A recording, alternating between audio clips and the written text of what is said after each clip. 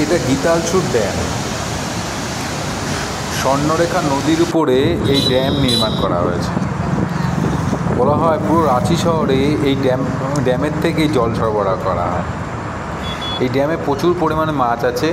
আমরা যে বাজারতে মাছ কিনি তার অনেক মাছ এই ড্যাম থেকে যায়।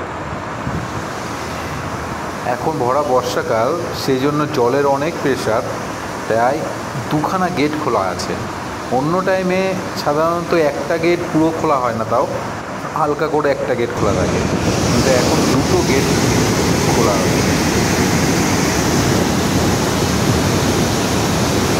এই জলই যে কুম্ভু ফলের সৃষ্টি করছে, এবং এই জলের এত ফোর্স যে আমরা উপরের থেকে ভিডিও যখন করছিলাম, হালকা একটা কুয়াশার মতো জল এসে পুরো শরীরকে ভিজিয়ে দিচ্ছিল। দেখতেই পাচ্ছেন ছবিতে জল কীভাবে উঠছে।